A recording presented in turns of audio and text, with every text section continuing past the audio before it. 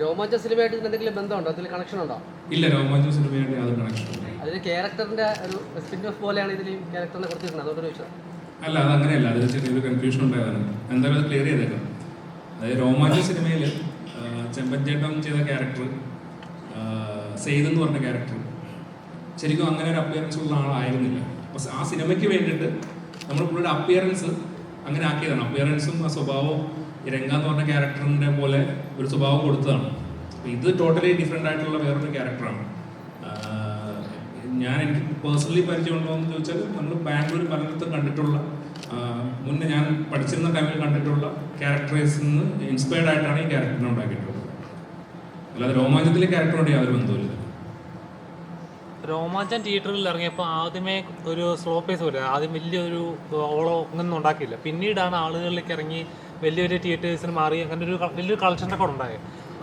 ആവേശം എങ്ങനെയായിരിക്കും? ഒരു ആദ്യം തന്നെ തിയേറ്ററിൽ ആവേശം കൊള്ളിക്കുന്ന ലെവലിലുള്ള മേക്കിംഗ് ആണോ? ആവേശം എനിക്ക് തോന്നുന്നത് ആദ്യത്തെ ദിവസം തന്നെ തിയേറ്ററിൽ ആൾ വരുമെന്നാണ് എൻ്റെ വിശ്വാസം. അതിന് വേണ്ടിയിട്ടാണ് നമ്മൾ ശ്രമിച്ചിട്ടുള്ളത്. ഇപ്പം നിങ്ങളോട് സംസാരിച്ചുകൊണ്ടിരിക്കുന്നത് അതിൻ്റെ ഭാഗമായിട്ടാണ്. ഇവിടെ ആൾക്കാരെല്ലാവരും വരണം, വന്നൊരു ഓളം ഉണ്ടാക്കി തരണം തുടക്കത്തിൽ. അപ്പോൾ ആ ഓളത്തിൽപ്പെട്ട് മുന്നോട്ട് പോകണം എന്നാണ് വിശ്വസിക്കുന്നത്. അപ്പോൾ അതിന് വേണ്ടിയിട്ട് ഉണ്ടാക്കിയിട്ടുള്ള സിനിമയും കൂടെയാണ്. സിനിമ തിയേറ്ററിൽ നിറഞ്ഞ, അതായത് ഫുൾ ക്രൗഡോട് കൂടി ഇരുന്ന് കാണേണ്ട, എൻജോയ് ചെയ്യേണ്ട ഒരു സിനിമയാണ്. ഇപ്പം നിങ്ങൾ ഫ്രണ്ടിലിരിക്കുന്ന പോലെ മിണ്ടാതിരുന്ന് കാണാൻ പറ്റുന്ന സിനിമയാണെന്ന് വിശ്വസിക്കില്ല. കൂടെ ഒച്ച ഉണ്ടാക്കിക്കൊണ്ട് തന്നെ കാണേണ്ട സിനിമയാണ്. ഉറക്കെ ചിരിച്ചും ഉറക്കെ ബഹളം ഉണ്ടാക്കി തന്നെ കാണേണ്ട ഒരു സിനിമയാണ്. അപ്പോൾ അതെനിക്ക് ഉറപ്പായിട്ടും തിയേറ്റർ വാച്ച് തന്നെയാണ്. അപ്പോൾ രോമാഞ്ചം അങ്ങനെയായിരുന്നു.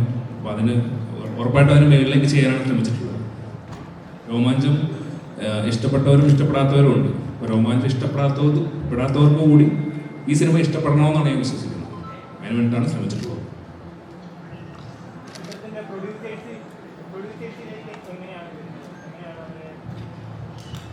അതായത് രോമാഞ്ചം ഷൂട്ടിന് ശേഷം ഞാൻ ഈ കഥ ഡെവലപ്പായതിനു ശേഷം ഞാൻ അൻവർ റഷീദിൻ്റെ അടുത്ത് പോയിട്ട് പറയായിരുന്നു. ഫോൺ സംസാരിച്ച് ഒരു കഥ പറയാനുണ്ടെന്ന് പറഞ്ഞു. അങ്ങനെ സജിനാണ് എനിക്ക് ആക്ച്വലി അവിടെ കണക്ട് ചെയ്തത്. അപ്പോൾ അങ്ങനെ ഞാൻ പോയിട്ട് കഥ പറയായിരുന്നു. കഥ പറഞ്ഞ് പുള്ളിക്ക് അത് ഇഷ്ടപ്പെട്ടു. ഉടനെ തന്നെ ഫഹദിലേക്ക് എത്തി. അതങ്ങനെ പ്രൊജക്റ്റ് ആവുമായിരുന്നു. ആക്ച്വലി രോമാഞ്ചം റിലീസിന് ഞാൻ ഓൾറെഡി ആവേശത്തിൻ്റെ പ്രീ പ്രൊഡക്ഷനിലായിരുന്നു. ബാംഗ്ലൂർ ഷൂട്ട് തുടങ്ങാൻ കുറച്ച് നാളുകൾ ഉള്ളപ്പോഴാണ് രോമാഞ്ചം റിലീസാവുന്നത്. ഞാൻ ബാംഗ്ലൂരിൽ നിന്ന് വന്നിട്ടാണ് രോമാഞ്ചം റിലീസെല്ലാം ഇവിടെ അറ്റൻഡ് ചെയ്തിട്ട് തിരിച്ചു പോകുന്നത്. രോമാഞ്ചത്തിന് മുന്നേ തന്നെ പ്രൊജക്റ്റ് ആയിരുന്ന സിനിമയായിരുന്നു ആവേശം. ഭൗതിക ഇതിൻ്റെ ടീസർ ഇറങ്ങിയ സമയത്തും പാട്ടുകൾ ഇറങ്ങിയ സമയത്തും ഒക്കെ ഇവിടെ നോർമലി ഒരു പബ്ലിക് റെസ്പോൺസ് ഒക്കെ എടുക്കുന്ന സമയത്ത് ആളുകൾ പറയുന്ന പഴയ അല്ലു അർജുൻ പടങ്ങളിലെ കാണുന്ന പോലത്തെ ഒരു ഫീൽ കിട്ടി. അങ്ങനത്തെ ഒരു ഇത് ചേട്ടൻ്റെ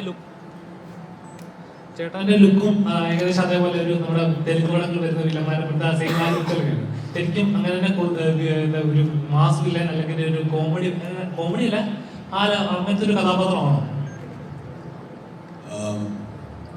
ഇയാള് ബാംഗ്ലൂർ ബേസ് ചെയ്തിട്ടുള്ളൊരു ഗുണ്ടയാണ്. അതുകൊണ്ടാണ് പ്രൈമറിലി അങ്ങനത്തെ ഒരു ലുക്കിലേക്ക് എത്തിയത്.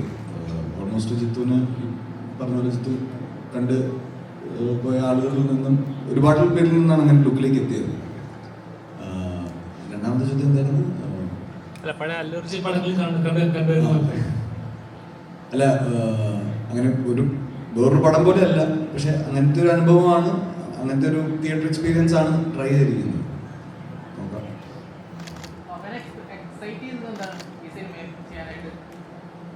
ഇതുപോലത്തെ ഒരു പരിപാടി ഞാൻ ഇതിനു മുമ്പ് പിടിച്ചിട്ടില്ല. എന്നെ ഇങ്ങനെ ആരും അഴിച്ചുവിട്ടിട്ടില്ല.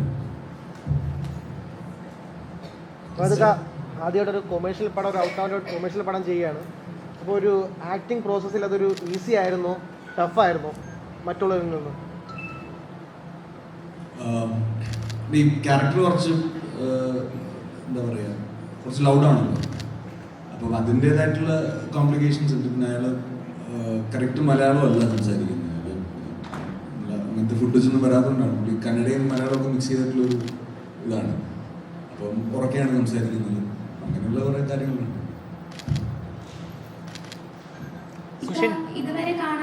ഇതുവരെ കാണാത്ത തരത്തിലുള്ള ഒരു പ്രൊമോഷൻ രീതിയും പെർഫോമൻസുമായിരുന്നു ഇക്കാരുടെ ഭാഗത്തു നിന്ന് കാണാൻ സാധിച്ചത്. എന്തായിരുന്നു അതിന്റെ കാര്യം? കാര്യമൊന്നുമില്ല, ട്രെയിലർ പോലും ഇല്ല. ഇതൊക്കെ ചെയ്താലേ